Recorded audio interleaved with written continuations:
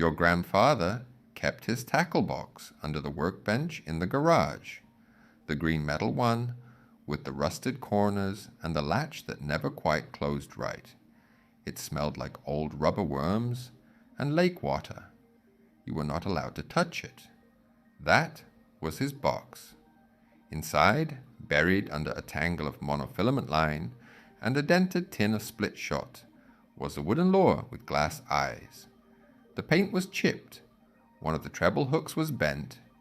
You asked him once what it was worth. He said it was not worth anything. He just liked the way it looked. Here's the question. What was that lure actually worth? Most old fishing lures are worth about as much as the gas money to drive to the lake.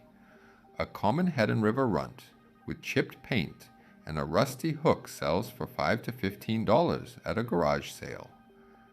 But a tiny fraction are worth hundreds. A smaller fraction are worth thousands. And one lure, one copper minnow handcrafted by a gunsmith in Ohio in 1859, sold for $101,200. The difference is not luck. It is a set of specific things that most people never learn to look for. And the story of how fishing lures became collectible at all begins with a man standing next to a mill pond in Michigan, waiting for a friend. In the late 1800s, James Hedden was waiting for a friend by the old mill pond in Dowagiac, Michigan.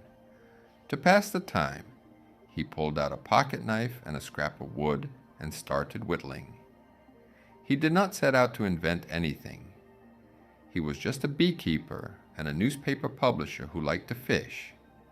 When he finished carving, he tossed the wooden shape into the water.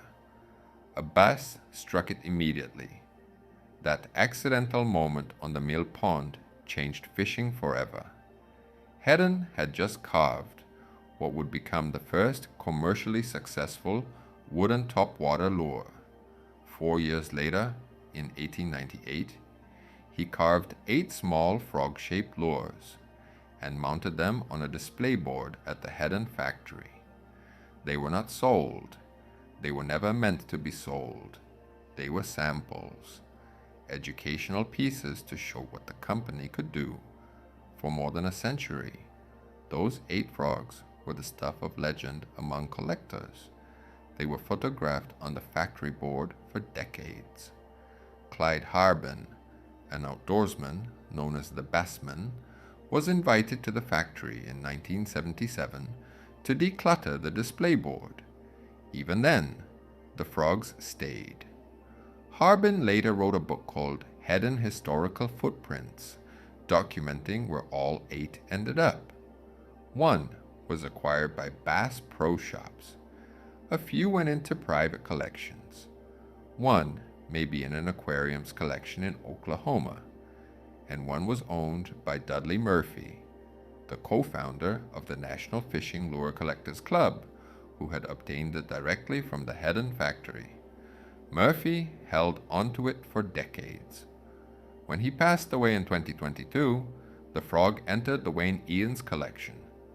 In December of 2024, Morphy Auctions sold it for $30,750. 8 frogs, hand-carved by the founder of the company, never meant to be sold, now worth more than most used cars. By 1902, Hedden had turned his hobby into a business. James Hedden and Sons launched the Dowagiac casting bait, a round-bodied wooden minnow with glass eyes and a metal lip. It is the first lure any serious Hedden collector chases. The earliest versions, produced in the first 5 or 6 weeks of production, are called rimless cup slopenoses. Fewer than a dozen are known to exist. A single example in its original black pictorial box, one of only 3 boxes known to survive from that first production run, carries an auction estimate of $20,000 to $30,000. The box alone, empty, is rarer than most lures ever made. But the most valuable fishing lure ever sold was not made by James Hedden. It was made by a gunsmith in Painesville, Ohio, named Riley Haskell in 1859. Haskell applied the same precision to his lures that he used on his rifles. He formed them from thick sheets of copper and brass. Each one was hollow-bodied, with sculpted gills, fins, and a finely textured scale pattern. The tail section revolved as it moved through the water. It was the first American lure shaped like an actual fish, and the first with a moving tail. Almost no one bought them. Most of the ones Haskell made were lost or destroyed over the next century and a half. Of the few that survive, most are about 5 or 6 inches long. They are rare enough to sell for thousands. A smaller example sold at auction in 2003 for $19,250. About a dozen of the smaller minnows are known to exist in the world. But one was different, 10 inches long, nearly double the size of any other known example. The giant Haskell Minnow surfaced in North Carolina after an anonymous picker spent years negotiating with an elderly man who had kept it hidden for decades. The elderly man could not remember where he got it, only that it was a long time ago. When he finally agreed to sell, the picker spent more years researching what he actually had. Lang's auction house in Boxborough, Massachusetts, promoted the sale worldwide. They called it one of the rarest lures ever found. Not only did fishing collectors want it, gun collectors did too, because Haskell's rifles were just as prized as his lures. The bidding war drew in two completely separate collecting worlds. On November 18, 2003, a welding contractor from South Carolina named Tracy Shirey paid $101,200. Shirey already owned several Haskell minnows. He wanted the giant to be the centerpiece of his collection. But just months later, he sold it, along with every other Haskell he owned, to another collector named Kerry Chatham. Chatham did not display it. He did not frame it. He put it in a safe deposit box at a bank in northern Alabama. The most valuable fishing lure ever sold is not in a museum. It is inside a steel vault that almost nobody knows about. There are other lures in the conversation. The Chautauqua weedless trolling minnow, patented in 1909 by Krantz and Smith of Jamestown, New York, has sold for tens of thousands of dollars. A Hedden 1500 series minnow in an uncatalogued special order color with solid amber glass eyes and the original box can reach 5 figures. The record before the Haskell Minnow was held by an Enterprise Manufacturing Trory minnow, built around 1899, and considered America's first manufactured wooden minnow. One in exceptional condition, with original wire-tied hooks and milky white glass eyes, carries an estimate of $20,000 to $30,000. So what turns a $5 garage sale find into a $1,000 lure? The pattern across every high-dollar sale is the same. It comes down to 5 things. The first is age. Lures made before the First World War are the rarest by far. The earliest American lures, from the 1890s and early 1900s, are where the real money sits.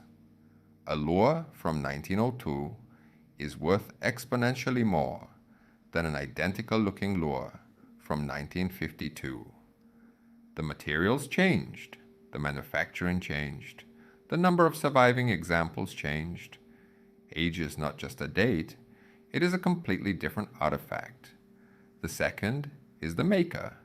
Hedden, creek chub, flugger, and Shakespeare are the names collectors know, but even within those brands, only certain models matter. A Hedden Dowagiac minnow in a rare crackle paint finish with egg yolk glass eyes can sell for thousands. A common Hedden river runt in average condition sells for $10. Same company, same basic shape, completely different value. The name on the lure is not enough. The specific model, the specific production year, the specific color, all separate ordinary from extraordinary. The third is the box. A lure with its original cardboard box, especially a pictorial box with a printed label, can be worth 5 to 10 times more than the same lure without it. The box is often rarer than the lure itself. The logic is simple. Most fishermen threw the box away the moment they tied the lure onto their line. A surviving box means the lure was probably put away and forgotten, which usually means better condition too. An empty Hedden box from 1902 has sold for more than the lures that originally came inside it. The fourth is the eyes, glass eyes. Early lures used hand-blown glass eyes set into the wood. Later, lures switched to painted eyes or plastic. If you hold an old wooden lure and the eyes are glass, you are holding something from the earliest era of American lure making. That alone does not make it worth a fortune. It probably is not. But it is the first checkpoint every collector looks for. And the fifth is condition. Flawless paint, rust-free hardware, original finish, not repainted. Those are the lures that break records. Most old lures look old for a reason. They were fished. They banged against rocks. They sat in wet tackle boxes. A lure in near mint condition, with its original box and original glass eyes, has survived in a way almost nothing else from that era did. And that survival is what collectors pay for. Not one thing makes a lure valuable. All 5 things working together. And most people selling an old tackle box at a garage sale do not check for any of them. The real story here is not about fishing lures. It is about the gap between what people assume and what is actually there. Riley Haskell was a gunsmith who decided to try building a fishing lure, and a century and a half later, his creation is locked inside a bank vault in Alabama. James Hedden was a beekeeper, waiting by a mill pond. The 8 frogs he carved on a quiet afternoon became one of the most sought-after prizes in American collecting. Value never announces where it is hiding.